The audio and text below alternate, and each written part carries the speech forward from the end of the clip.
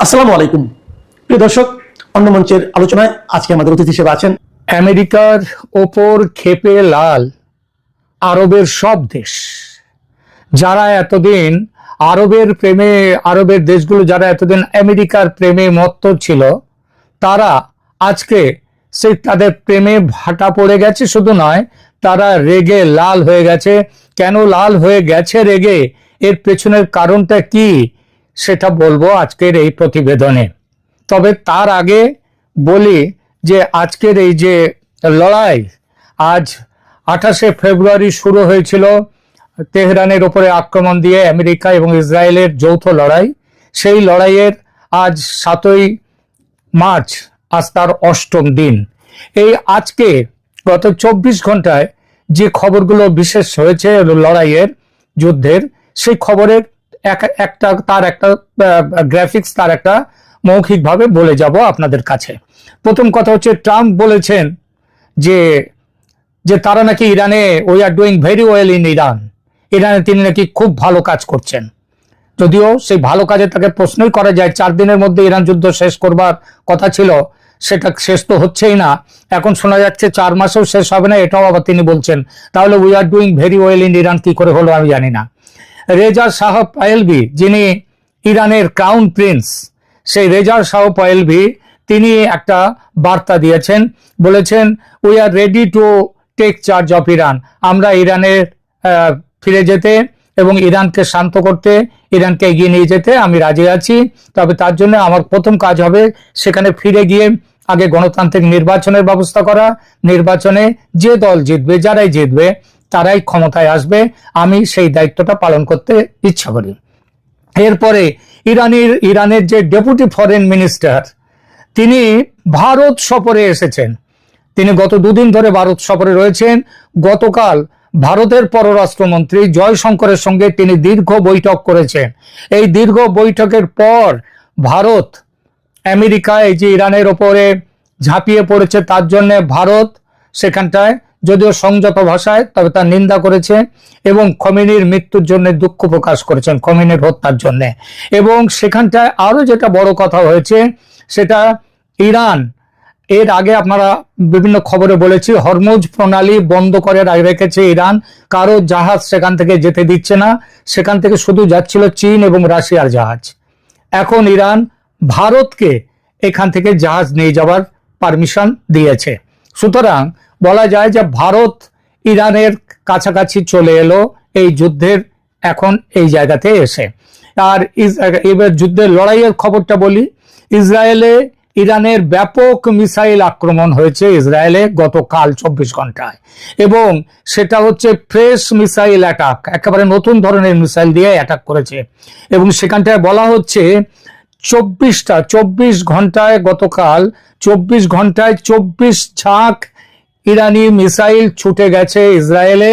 এবং এই মিসাইলের ঝাঁক ইসরায়েলের যে আয়রন ডোম আছে, যেটা দিয়ে মিসাইল আটকায় তারা, সেটা আটকাতে পারেনি। বহু মিসাইল গিয়ে পড়েছে ইরানের ভেতরে। আর গালফ কান্ট্রিতে ইরান সমস্ত যে গালফের যে দেশগুলো রয়েছে, সেই দেশগুলোতে আক্রমণ আরো জোরদার করেছে। বহু জায়গাতে তাদের সিভিলিয়ান এরিয়াতেও পর্যন্ত ইরানের মিসাইল গিয়ে পড়েছে। এবং প্রত্যেকটা রাষ্ট্র থেকেই 10 জন 20 জন ইত্যাদি নানা রকম মৃত্যুর খবর কিন্তু আসছে গালফ কান্ট্রিগুলো থেকে। এবং ওদিকে ইসরায়েলও পর্যন্ত ইরানের তেহরানের ওপরে বিশেষ করে হামলা জোরদার করেছে। গত 24 ঘন্টায় ম্যাসিভ এক্সপ্লোশন, ভয়ঙ্কর সব বিস্ফোরণ ঘটেছে তেহরানে। আর দক্ষিণ ইরাকের আপনারা জানেন, ইরাকের 3টে তেল খনি ইতিমধ্যে জ্বলছিল। তার সাথে আবার যোগ হয়েছে দক্ষিণ ইরাকের একটি তেল খনি, সেখানেও বম্বিং এর পরে আগুন জ্বলছে সেখানে। যুক্তরাষ্ট্রের তেলের দাম বেড়ে গেছে, ব্যারেল প্রতি 90 টাকায় পৌঁছেছে। হাইয়েস্ট এই যে দামটা, এটা গত 4 বছরের মধ্যে সব থেকে বেশি পর্যায়ে এই দামটা চলে গেল। এইবার আমরা আসি আমাদের আজকের যুদ্ধের এই খবরগুলো দেওয়ার পরে আমি আসব আমাদের আজকের প্রতিবেদনে। আজ থেকে আমি শুরু করলাম এইটাই, প্রতিদিন যে ইরানের যুদ্ধের উপরে যে প্রতিবেদন দেব, তার আগে দেব যুদ্ধের একটা বর্ণনা, সাধারণ বর্ণনা দিয়ে দেব যুদ্ধ সেদিনের কি বিশেষ খবর আছে যুদ্ধের মাঠ থেকে, সেইগুলো বলবো। তাহলে এবার শুরু করি আমাদের আজকের প্রতিবেদন। নমস্কার, ক্যালকাটা ডায়ালগস থেকে মনোজ দাস। একটা কথা আছে, বড়র পিরিতি বালির বাঁধ, ক্ষণে হাতে দড়ি ক্ষণেক চাঁদ। কবি রায় গুণাকর ভারতচন্দ্র রায়ের অন্নদামঙ্গল কাব্যের বিখ্যাত পংক্তি। বড়র ভালোবাসায় বিশ্বাস রাখলে কি পরিণতি হয় তা বোঝাতে এই পংক্তিটির কোনো জুড়ি নেই। আরবের দেশগুলোর বড় মূল্য দিয়ে সেই দেশগুলো আজ বুঝছে আমেরিকার সঙ্গে বন্ধুত্ব রাখলে পরিণাম কি হয়। 2026 সালের পর শুরু থেকে মার্কিন যুক্তরাষ্ট্রের সাথে উপসাগরীয় দেশগুলোর, বিশেষ করে সৌদি আরব, সংযুক্ত আরব আমিরাত এবং কাতার, এদের সম্পর্কে বেশ টানাপোড়েন তৈরি হয়েছে, যদিও তারা কৌশলগত অংশীদার একে অপরের। তবুও ইসরায়েল ইরান সংঘাতের জেরে উপসাগরীয় দেশগুলো নিজেদের অরক্ষিত এবং অবহেলিত মনে করছে। কাদের তাদের রক্ষা করার কথা ছিল? রক্ষা করার কথা ছিল আমেরিকার। আর অবহেলিত তাদেরকে অবহেলা কে করছে? সেটাও করছে আমেরিকা।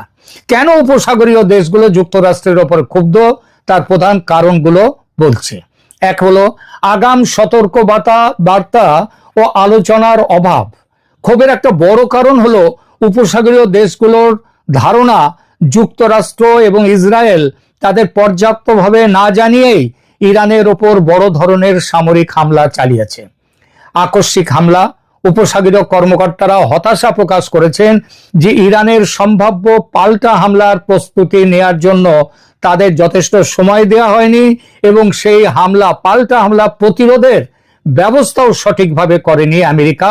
অথচ আমেরিকা সবসময় বলে এসেছে এই দেশগুলো তাদের প্রতিরক্ষা, তাদের সুরক্ষা সবকিছু আমেরিকার। এর উপরে আঞ্চলিক প্রভাব একটা আছে, যেহেতু এই দেশগুলোতে কাতারের আল উদেইদ সেখানকার মতো বড় মার্কিন সামরিক ঘাঁটি রয়েছে, তাই ইরানের ড্রোন ও মিসাইল হামলার প্রধান লক্ষ্যবস্তু হচ্ছে তারাই। আগাম জানানোয় তারা নিজেদের অংশীদারের বদলে দাবার খুঁটির মতো ব্যবহার করা হচ্ছে তাদের। তারা যেন নিজেদের মনে করছে যে তারা যেন দাবার খুঁটি। আর নিরাপত্তার ছাতার ব্যর্থতা। কয়েক দশক ধরে যুক্তরাষ্ট্রের সাথে উপসাগরীয় দেশগুলোর চুক্তির মূল ভিত্তি ছিল জ্বালানির বিনিময়ে, তেলের বিনিময়ে নিরাপত্তা। সেই বিশ্বাসে এখন ফাটল ধরেছে। ড্রোনের সামনে অসহায়। সম্প্রতি উপসাগরীয় অবকাঠামোতে, বিমানবন্দর ও তেল স্থাপনাগুলোতে ইরানের হামলা এই সব দেশের প্রতিরক্ষা ব্যবস্থার দুর্বলতা প্রকাশ করে দিয়েছে। এই দেশগুলো ক্ষুব্ধ কারণ যুক্তরাষ্ট্র ইসরায়েলকে রক্ষার জন্য যতটা তৎপর, তাদের ক্ষেত্রে তার কিছুই দেখা যাচ্ছে না। এই জন্যেই তারা যুক্তরাষ্ট্রের উপরে ক্ষুব্ধ। আর দোহার ঘটনাটা এই প্রসঙ্গে বলতেই হয়। 2025 সালের শেষের দিকে দোহায় হামাস সদস্যদের ওপর ইসরায়েলি হামলায় কাতার গভীরভাবে বিচলিত। হামাসের ওপরে আঘাত করেছিল ইসরায়েল। এটার সংকেত দেয় যে বড় মার্কিন ঘাঁটি থাকা সত্ত্বেও এই দেশগুলো আঞ্চলিক উত্তেজনা থেকে নিরাপদ নয়। এরপরে আসছে চরম আঞ্চলিক বিশৃঙ্খলার ভয়। যুক্তরাষ্ট্র ভৌগোলিকভাবে অনেক দূরে, তাই তার হয়তো ওপরে আক্রমণের ভয়টা নেই, কিন্তু উপসাগরীয় দেশগুলো তো ইরানের প্রতিবেশী। আর ইরান রাগলে আমেরিকাকে তো মারতে ছুটবে না, তারা আমেরিকার সঙ্গে যারা রয়েছে তার প্রতিবেশীরা, তাদেরকে আগে মারবে। ফলে তারা এই দেশগুলো ইরান সরকারকে পছন্দ না করলেও ইরাক বা সিরিয়ার মতো সেখানেও রাষ্ট্রীয় পতন হোক তা চায় না, কারণ এর ফলে সৃষ্টি হওয়া শরণার্থী সমস্যা ও ক্ষমতার শূন্যতা পুরো অঞ্চলের স্থিতিশীলতা নষ্ট করে দেবে। আর অর্থনৈতিক ক্ষতির তো তার তো কোনো সীমা পরিসীমা নেই। বিশ্বের 20% তেল হরমুজ প্রণালী দিয়ে যায়। যে কোনো যুদ্ধ তাদের ভিশন 2030 বা দুবাই 2033 মতো অর্থনৈতিক লক্ষ্যগুলোকে ঝুঁকির মুখে ফেলে দিয়েছে। অর্থাৎ ওইসব ভিশন দিয়ে দুবাইকে এই করব তাই করব, সেটা আর করার উপায় নেই। চতুর্থত একটা বড় আর একটা জিনিস হচ্ছে পররাষ্ট্র নীতির ভিন্নতা। ট্রাম্প প্রশাসনের বর্তমান যে নীতি সেটা হলো আমেরিকা ফার্স্ট। এই আমেরিকা ফার্স্ট নীতির কারণে বেশ কিছু কূটনৈতিক সংঘর্ষ ইতিমধ্যে হয়েছে। সুদানের গৃহযুদ্ধে সংযুক্ত আরব আমিরাতের ভূমিকা নিয়ে সৌদি আরব অসন্তুষ্ট। এ নিয়ে যুক্তরাষ্ট্রের অবস্থানের ভিন্নতা তাদের মধ্যে তিক্ততা বাড়িয়েছে, অর্থাৎ নিজেদের মধ্যে লড়াই। সুদানের গৃহযুদ্ধে আরব আমিরাত তারা সৈন্য পাঠিয়েছিল এবং সেটার জন্য সৌদি আরব অসন্তুষ্ট। এর ফলে তাদের নিজেদের মধ্যে এই দেশগুলোর ঝামেলা বেড়ে গেছে। আর যুক্তরাষ্ট্র সৌদি ইসরায়েল সম্পর্ক স্বাভাবিক করার জন্য চাপ দিচ্ছে, কিন্তু রিয়াদ মানে সৌদিকে বলছে তোমরা ইসরায়েলের সাথে সম্পর্ক স্বাভাবিক করে নাও, কিন্তু রিয়াদ সাফ জানিয়ে দিয়েছে যে প্যালেস্টাইন বা ফিলিস্তিন রাষ্ট্র গঠনের স্পষ্ট কোনো রোডম্যাপ না থাকলে কোনো চুক্তি তারা করবে না। এত ক্ষেপে গেছে আরব দেশগুলো যে বাধ্য হয়ে আমেরিকাকে এখন নামতে হয়েছে তাদের শান্ত করতে, বুঝিয়ে সুজিয়ে তাদের বাবা বাছা করে তাদের বোঝাতে। আগে হতো কি, কোনো কারণে আরব দেশগুলোর মান অভিমান প্রকাশ হয়ে পড়লে আমেরিকা কিন্তু ধর্তব্যের মধ্যে আনতো না সেসব, ঠিক আছে এসব সাধারণ ব্যাপার, ঠিক হয়ে যাবে, এমন করে দিত। কিন্তু এখন এই ইরান যুদ্ধ শুরু হওয়ার পর এখন তারা প্রত্যেকটা দেশ তারা আমেরিকার বিরুদ্ধে যে প্রশ্নগুলো করছে, যে কথাগুলো বলছে, সে কথাগুলো শুনে তার উত্তর দিতে বাধ্য হচ্ছে আমেরিকা। এইবার আমেরিকার বিরুদ্ধে এই যে রাষ্ট্রগুলো গালফ কান্ট্রিজ, তাদের মূল অভিযোগগুলো কি? তাদের মূল অভিযোগ হচ্ছে প্রথমত যে আমাদের না জানিয়ে ইরানে আক্রমণ চালানো হয়েছে, আর এই আক্রমণটা হঠাৎ চালিয়ে আপনারা আমাদের বিপদে ফেলেছেন। এটা হচ্ছে একটা, আমরা তো প্রতিবেশী, আমাদেরকে না জানিয়ে আপনি ইরানের উপরে বোমা ফেলতে গেলেন, ইরানকে মারতে গেলেন, এতে তো আমরা বিপদে পড়লাম। আমেরিকা আগে উত্তর দিত না, আজকাল এই প্রথম উত্তর দিয়েছে। কি জানেন? উত্তর দিয়েছে অভিযানের গোপনীয়তা রক্ষার জন্য আপনাদের জানানো সম্ভব নয়। তার উত্তরে আবার কোন কোন দেশ বলছে কেন আমাদেরকে জানালে আমরা কি তাহলে ইসরায়েলকে ইরানকে বলে দিতাম সাবধান হওয়ার জন্য? এটা কি বললেন? তার মানে আপনারা আমাদেরকে বিশ্বাস করেন না? গোপন অভিযানে আপনারা আমাদের বিশ্বাস করেন না বলে আমাদেরকে বলেননি। এতে আমেরিকা আরো ফেঁসে গেছে। দ্বিতীয় অভিযোগ আরব দেশগুলোর হচ্ছে, যেমন আপনাদের ঘাঁটির জন্য আমরা টার্গেট হচ্ছি, আমাদের দেশে আমেরিকার ঘাঁটি, সৈন্য ঘাঁটি, তার জন্য আমাদেরকে ইরান মারছে, অথচ আপনারা আমাদের বাঁচাবার জন্য কিছু করছেন না। আমেরিকা তার কি উত্তর দিচ্ছে? বলছে আমরা সামুদ্রিক ও আঞ্চলিক স্থিতিশীলতা বজায় রাখছি। তার পাল্টা প্রশ্ন আবার সেখান থেকে করা হচ্ছে, সমুদ্রে তো জাহাজ যেতেই পারছেন, আপনারা কি করছেন? আমেরিকার কিছু করার নেই। হরমুজ প্রণালী এবং তার আশেপাশের সমুদ্র এলাকায় ইরান এত মাইন পেতে রেখেছে এবং উন্নত ধরনের মাইন জলের তলায় বেশ কিছু বছর ধরে তারা সমস্ত সব তৈরি করে রেখেছে। সেখান থেকে যত বড় জাহাজ তারা যদি যেতে না দেয় কাউকে, তাহলে বাটন টিপলেই সে জাহাজ উড়ে যাবে। সুতরাং ওই যে আমেরিকা উত্তর দিচ্ছে আমরা সামুদ্রিক ও আঞ্চলিক স্থিতিশীলতা বজায় রাখছি, এই বজায় রাখতে গিয়ে তো তাদের তেলের ব্যবসা শেষ হয়ে যাচ্ছে সমস্ত দেশগুলো। আর সেইটাই বলেছে। তৃতীয় অভিযোগ, উত্তেজনা আমাদের পর্যটন ও তেল বাণিজ্য, সারা পৃথিবী থেকে দুবাইতে যায়, দোহায় যায়, রিয়াদে যায়, সমস্ত জায়গায় বেড়াতে যাওয়া হয়, ওটা দর্শনীয়। সেখানে ডেজার্ট ফেস্টিভ্যাল হয়, কত কি, মানে ওদের একটা আয়ের বড় পথ হচ্ছে, সব থেকে বড় পথ তো তেল। তার থেকে তারপরেই আসছে সেখানকার ট্যুরিজম। সেই ট্যুরিজম সম্পূর্ণ বন্ধ। এর ফলে হয়েছে কি, তেল তোলা বন্ধ, তেলের যে সমস্ত খনিগুলো এবং সেখান থেকে যে তোলার যে সেখানে ইরান সেখানে ইতিমধ্যে বোমা মেরে বেশিরভাগ তেলের খনি বন্ধ করে ফেলেছে, সেখানে কোনো কাজ হচ্ছে না। ফলে এই দেশগুলোর এখন মাথায় আগুন ধরে গেছে। আমেরিকা এর উত্তরে কি বলছে? ইরানকে থামাতে নিষেধাজ্ঞা ও পাল্টা হামলা করা জরুরি। আমরা ইরানের উপরে নানা রকম স্যাংশন দিচ্ছি আর ইরানকে সেই জন্য আমরা হামলা করছি।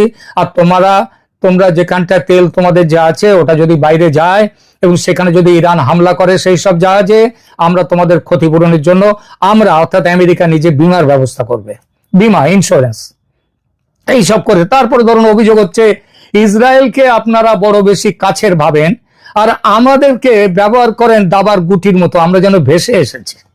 আরে বাবা, ইসরায়েলকে তো আমেরিকা রক্ষা করবে, আর তোমাদের রেখেছে একটাই কারণে, যাতে তোমাদের বুঝিয়ে সুঝিয়ে ইসরায়েলের উপরে কোনো আঘাত না করতে পারো তোমরা, তার জন্যই তোমাদের রেখেছে। অর্থাৎ ইসরায়েলের জন্য তোমাদের সাথে ভালো ভাব রেখেছে, তোমাদের সাথে ভালো ভাব রাখার জন্য ইসরায়েলকে রাখেনি। অভিযোগ করছে আরব দেশগুলো যে ইসরায়েলের সুরক্ষার জন্য আপনারা সবকিছু করছেন, আর আমাদের বাঁচাতে আপনারা কি করেছেন বলুন? এই উত্তর দিতে গিয়ে আমেরিকাকে ঢোক গিলতে হচ্ছে। সত্যিই তো। ফলে কি বলছে তারা? বলছে তোমাদের সুরক্ষা দেওয়ার জন্য তোমাদের দেশের সৈন্য ঘাঁটি তৈরি করেছি। পাল্টা প্রশ্ন উঠছে, আপনাদের সৈন্য ঘাঁটি, এই যে সৈন্য ঘাঁটিতে যখন হামলা হলো, আপনারা তো সব জায়গা থেকে আপনাদের সেনা অনেকটা করে সরিয়ে নিয়েছেন, বহু জায়গায় স্কেলিটন সার্ভিস রেখে দিয়েছেন। আবার শুধু তাই নয়, আপনারা আমাদের দেশে আপনাদের যেসব হাই কমিশন আছে, যারা আমাদের দেশে আমেরিকানরা বেড়াতে এসছে কিংবা অন্য কাজে রয়েছে, আপনারা বলছেন তাদেরকে সব চলে যাওয়ার জন্য। তাহলে এইবার আপনারা যদি বলতেন আমাদেরকেও নিয়ে চলে যান, তাহলে নয় বুঝতাম। আপনারা নিজেদের লোককে নিয়ে চলে যাচ্ছেন, আমাদের ব্যাপারটা তো এইভাবেই ফেলে রেখে দিয়ে আমাদের। আসলে আরব দেশগুলোর আম গেছে, ছালাও গেছে। আরব ঐক্য বা মুসলিম বিশ্বের ঐক্য বলে আরবে আর কিছু অবশিষ্ট নেই। আমেরিকার কাছে দাসখত লিখে দিয়ে দেশের স্বার্থ, আরব স্বার্থ সব চলে গেছে, জলাঞ্জলি সব। আরব দেশগুলো এখন তাদের অবস্থা কি? তারা না ঘরকা না ঘাটকা। 2026 সালের ফেব্রুয়ারি মাসের শেষ থেকে শুরু হওয়া মার্কিন ইসরায়েল বনাম ইরান যুদ্ধে পরিস্থিতি অত্যন্ত ভয়াবহ আকার ধারণ করেছে বলা বাহুল্য। ইরান ও তার প্রক্সি বাহিনীগুলো, যেমন ইরাকে আছে হাসাদ আল সাবি, লেবাননে হেজবুল্লাহ, ইয়েমেনে হুতি, আরো আছে। এরা কেবল সামরিক লক্ষ্যবস্তু নয়, বরং বিভিন্ন দেশের সিভিলিয়ান বা বেসামরিক এলাকাতেও হামলা চালাচ্ছে। আরবের বিভিন্ন দেশে মার্কিন সামরিক ঘাঁটির ওপর হওয়া আক্রমণগুলোর একটি তালিকা এবং বর্তমান সৈন্য পরিস্থিতির কি অবস্থা সেটা নিচে এইবার বলছি। কোন দেশে কি হামলা কি করেছে ইরান এ পর্যন্ত এবং তার কি পরিস্থিতি, কোন জায়গায় কোন স্থিতিতে রয়েছে। মার্কিন ঘাঁটির ওপর হামলার এই তালিকা ইরানের অপারেশন ট্রুথফুল প্রমিস 4 তার আওতায় গত 28 ফেব্রুয়ারি থেকে শুরু হয়েছে এই ঘাঁটিগুলোতে, এবং সবগুলো বড় ধরনের হামলা। এই প্রথমে আসি কাতার। আগেই বলেছি কাতারের আল ওদাইদ যে এয়ার বেস, এটা সেন্টকম অর্থাৎ আমেরিকার পেন্টাগনের ডাইরেক্ট অধীনে। মধ্যপ্রাচ্যের বৃহত্তম হচ্ছে এই ঘাঁটিটি মধ্যপ্রাচ্যে। কোথায়? কাতারের নাম আল উদেইদ এয়ার বেস। এই ঘাঁটিতে ব্যালিস্টিক মিসাইল ও ড্রোন হামলা করেছে ইরান। কিছু মিসাইল কাতারি এয়ার ডিফেন্স রুখে দিতে পেরেছে বটে, তবে তাদের রানওয়ের ব্যাপক ক্ষতি হয়েছে, সেখানকার বিভিন্ন ভবনের ব্যাপক ক্ষতি হয়েছে এবং সেটা এখন ব্যবহারের অযোগ্য। বাহরাইনের এনএসএ বাহরাইন, এখানে আছে ইউএসএস ফিফথ ফ্লিট, এটা নৌবাহিনীর সব থেকে বড় এখানটায় যোগাযোগ কেন্দ্র, এটা হেডকোয়ার্টার, পঞ্চম ফিফথ ফ্লিটের হেডকোয়ার্টার এটা। তার অবকাঠামো লক্ষ্য করে বড় হামলা হয়েছে। তার থেকে অনেক দূরে মানামার একটা হোটেলেও, এটাও বাহরাইনে, সেখানে হামলা হয়েছে। কুয়েতের আলী আল সালেম যে এয়ারবেস এবং ক্যাম্প আরিফজান, এই দুটো প্রধান ঘাঁটিতে ড্রোন হামলা হয়েছে। কুয়েত সিটি বিমানবন্দরেও এর প্রভাব পড়েছে। সংযুক্ত আরব আমিরাতে আসি। সংযুক্ত ইউএই, এখানে আল ঢাপরা এয়ারবেস এবং জেবেল আলী পোর্ট, এই দুটোতে দুবাইয়ের জেবেল আলী বন্দর এবং আবুধাবির আল ঢাপরা ঘাঁটিতে মিসাইল হামলা হয়েছে একাধিক। জর্ডনের মুয়াফফাক সালটি এয়ারবেস, এখানে অবস্থানরত মার্কিন ও ব্রিটিশ যুদ্ধ বিমান লক্ষ্য করে ড্রোন হামলা চালানো হয়েছে এবং সফল ড্রোন হামলা। এরপরে ইরাকের আইন আল আসাদ এয়ারবেস এবং এরবিল এয়ারবেস, ইরাকের এই ঘাঁটিগুলোতে রকেট ও ড্রোন হামলা একবারে প্রতিদিনের ঘটনা, প্রতিদিন এখানে হামলা হচ্ছে। বেসামরিক বা সিভিলিয়ান এলাকায় হামলা শুরু করেছে ইরান ইরাকে। বসরা এয়ারপোর্ট, গতকালকের খবর, বসরা এয়ারপোর্ট বিধ্বস্ত হয়ে গেছে ইরানি বিস্ফোরণে। যুদ্ধ এখন ঘাঁটির বাইরে ছড়িয়ে পড়েছে, শুধু এয়ারপোর্ট বা সৈন্য ঘাঁটি সেখানে নয়। গত কয়েকদিনে এই সমস্ত ঘটনাগুলো ঘটছে। দুবাই ও আবুধাবিতে, দুবাইয়ের যে আইকনিক যে বিখ্যাত রয়েছে যে সেটা হচ্ছে বুর্জ খলিফা, তারপরে বুর্জ আল আরব হোটেলের কাছে এবং আবুধাবির আবাসিক এলাকায় মিসাইল ও ড্রোনের ধ্বংসাবশেষ পড়েছে। দুবাইয়ে মার্কিন কনসুলেটে, হেভিলি গার্ডেড মার্কিন কনসুলেট দুবাই, সেখানেও হামলা করেছে ইরান। মানামা, বাহরিন, মার্কিন সামরিক কর্মকর্তাদের ব্যবহৃত একটি হোটেলে শাহিদ ড্রোন আঘাত এনেছে ইরান। এইবার মিসাইলও, উন্নত ধরনের মিসাইলও ব্যবহার শুরু করেছে। সৌদি আরবের আরামকো তেল শোধনাগার, যেটা বিশ্বের সব থেকে বড়, সেখানে এখন হাহাকার চলছে। ইয়েমেন সীমান্তের নিকটবর্তী বেসামরিক বিমানবন্দরেও ইয়েমেনের হুতি তারাও ড্রোন হামলা বাড়িয়েছে। আমেরিকা অনেক জায়গায় ঘাঁটিগুলো পুরো ছেড়ে না গেলেও একটা বড় অংশের সৈন্য সরিয়ে নিয়েছে। সৈন্য সংখ্যার পরিবর্তন ঘটিয়েছে, কোথাও কোথাও আবার বাড়িয়েছে 2-4 জন। পরিস্থিতির কারণে কিছু কৌশলগত পরিবর্তন হয়েছে। 2026 সালের জানুয়ারি মাস থেকেই ট্রাম্প প্রশাসন মধ্যপ্রাচ্যে 2003 সালের পর সবচেয়ে বড় সামরিক সমাবেশ ঘটিয়েছিল এই লক্ষ্য রেখে দিয়ে। প্রায় 40,000 থেকে 50,000 মার্কিন সৈন্য এই অঞ্চলে সক্রিয় রয়েছে। কিন্তু ইরানের পাল্টা হামলা এতটা যে বাড়বে, এটাই আমেরিকার ধারণায় ছিল না। ফলে বেশ কিছু আমেরিকার সৈন্য নিহত হয়েছে। আর গতকাল ট্রাম্প সেখানে বলেছেন, আমি তো বলেছি যে এই যুদ্ধে আমেরিকার সৈন্যদেরও মৃত্যু হতে পারে। এটা নতুন কি কথা? যুদ্ধ হলে তো সৈন্য মরবে, আর সেই যুদ্ধটা তো বাঁধিয়েছ তুমি। এটা তো ইরান বাঁধায়নি। তোমাদের লক্ষ্য ছিল খামেনিকে মারা। খামেনিকে মারলেই তোমাদের দেশ দখল হয়ে যাবে, তোমরা তোমাদের খুশি মতো ইরাকের তেলের ভান্ডার সবকিছু নিয়ে নিতে পারবে, তাই না? একমাত্র আরবে এখন অডম্যান আউট, সব থেকে এখন অডম্যান হচ্ছে ইরান। তাদেরকে এইভাবে তোমরা পায়ের তলায় আনতে চেয়েছিলে। আমেরিকা দেখুন অনেক জায়গা থেকে সেনা যেমন তুলে নিয়েছে, বেশ কিছু নন ইমার্জেন্সি কর্মীদেরও কিন্তু প্রত্যাহার করেছে। গত 3রা মার্চ থেকে সৌদি আরব ও অন্যান্য দেশ থেকে মার্কিন দূতাবাসের জরুরি নয় যাদের থাকা এমন কর্মীদের এবং তাদের পরিবারকে চলে যাওয়ার অনুমতি দিয়েছে মার্কিন স্টেট ডিপার্টমেন্ট। সিরিয়া ও ইরাক থেকে বাহিনী আংশিক প্রত্যাহার করেছে আমেরিকা। সিরিয়া থেকে সম্পূর্ণ বাহিনী প্রত্যাহারের পরিকল্পনা থাকলেও এই যুদ্ধ বাধায় সেটা আপাতত সেখানে রেখে দিতে হয়েছে সেনা কিছু। ইরাকের ক্ষেত্রে সেপ্টেম্বর 2026-এর মধ্যে সৈন্য প্রত্যাহারের একটা চুক্তি ছিল আমেরিকার সাথে, কিন্তু বর্তমান পরিস্থিতিতে মার্কিন বাহিনীগুলো ইরাকের কুর্দিস্তান অঞ্চলের দিকে সরে যাচ্ছে। কুর্দিস্তান অঞ্চলের দিকে সরে যাচ্ছে মার্কিন বাহিনী, কারণ ইরানের একটা বিরুদ্ধ গোষ্ঠী কুর্দিস্তানে রয়েছে, তাদের হয়ে লড়বে ওখানে। নৌবাহিনীর সতর্কতা, বাহরাইন বন্দরে থাকা 5th ফ্লিটের যুদ্ধ জাহাজগুলোয় হামলা হবে এবং সেখানে মিসাইল পড়তে শুরু করেছে। আর এটা দেখে যে উপকূলে দাঁড় করানো ছিল যে যুদ্ধ জাহাজ আমেরিকার, সেগুলোকে টেনে নিয়ে চলে গেছে গভীর সমুদ্রে। ব্যাপারখানা বুঝতে পারছেন? তাহলে ব্যাপারটা চূড়ান্ত বিচারে কি দাঁড়াচ্ছে? আমেরিকা মধ্যপ্রাচ্য ছেড়ে যাচ্ছে না, তারা ইরানের রেজিম চেঞ্জ বা শাসন ব্যবস্থা পরিবর্তনের লক্ষ্য নিয়ে এক বিশাল যুদ্ধের প্রস্তুতি নিচ্ছে এখনো। এর ফলে আরব দেশগুলো এখন 2 আগুনের মাঝখানে পড়ে গেছে। এই যুদ্ধের ফলে বিশ্ববাজারে আরব দেশগুলোর সোনার ডিম পাড়া হাঁস যে তেল সম্পদ দিত, সে আয় এখন সম্পূর্ণ বন্ধ। অর্থনীতি চৌপাট, যুদ্ধ যত দীর্ঘস্থায়ী হবে তত বাড়বে হাহাকার। আর এই সব কিছুর মূলে আমেরিকা। এটাই আজ বুঝেছে আরব দেশগুলো। তারা বুঝেছে মুখে যত প্রেমই দেখাক আমেরিকার আসল প্রেম ইসরায়েলের সাথে। ইসরায়েলের জন্য আর সবাইকে, মানে সব আরব দেশকে বলি চড়াতেও তৈরি আমেরিকা। কিন্তু আরব দেশগুলো তারা তো চরিত্র খারাপ করে ফেলেছে। তারা আমেরিকার দালালি করে তারা তো চরিত্রটাই খারাপ করে ফেলেছে।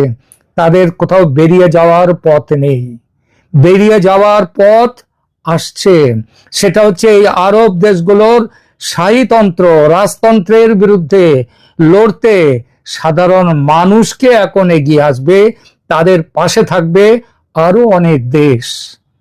এই দেশগুলো থাকবে, আপনারা রাশিয়ার কথা শুনেছেন, চীনের কথা শুনেছেন, আমি আবার বলছি, এই আন্দোলনে ভারতও কিন্তু থাকবে আরব দেশগুলোর পাশে। গতকাল যে ইরানের ডেপুটি ফরেন মিনিস্টার, তিনি দিল্লিতে এসে মিটিং করে ভারতের সাথে সম্পর্ক স্বাভাবিক করে নিয়েছেন। ভারতের তেলের কোনো হাহাকার নেই, আর বাংলাদেশেরও তেলের কোনো হাহাকার নেই, হবে না। বাংলাদেশে শুনছি সমস্ত পাম্পে নানা রকম লাইন হচ্ছে, অমুক হচ্ছে, কিচ্ছু হবে না, চিন্তার কোনো কারণ নেই। ভারতের তেল সাপ্লাই রাশিয়া দেবে, বাধ্য হয়ে আমেরিকাকে বলে দিতে হয়েছে রাশিয়া থেকে ভারত তেল নিতে পারে, আর সে তেল আসবে, কোনো অসুবিধা নেই, বাংলাদেশও পাবে তেল। আপাতত এই পর্যন্ত, ধন্যবাদ।